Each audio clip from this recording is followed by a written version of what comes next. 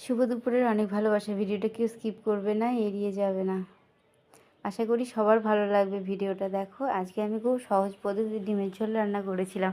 আর এইভাবে তোমরা কারা রান্না করো অবশ্যই কমেন্ট করে জানাবে। তো প্রথমে দেখো, আমি ডিমগুলো বেশ সুন্দর করে ছুলে টুলে একদম নিয়েছি, সেদ্ধ করার পরে। তারপরে দেখো, ফোড়নে দিয়েছি তেজপাতা, গোটা জিরে আর আলু আর ডিমটাকে আমি আগেই একটু ভেজে রেখেছিলাম। তো তোমাদের সঙ্গে আলু ভাজাটা দেখাতে পারিনি, কিন্তু ডিমটা ভাজা দেখিয়েছি। তো যাই হোক, তারপরে কথা বলতে দেখো, ফোড়ন দিয়ে দিয়েছি, তারপরে দিয়ে দিলাম গোটা পেঁয়াজ কুচি। পেঁয়াজ কুচি দেওয়ার পরে মশলাটাকেও দিয়ে বেশ সুন্দর হালকাভাবে কষিয়ে নিচ্ছিলাম। আর হলুদটাও আমি মশলার মধ্যে দিয়েছিলাম, আর মশলার মধ্যে দিয়েছিলাম আদা বাটা, জিরে বাটা, লঙ্কা বাটা, পেঁয়াজ বাটা, রসুন বাটা, আর ফোড়নে একটু পেঁয়াজ দিয়েছিলাম।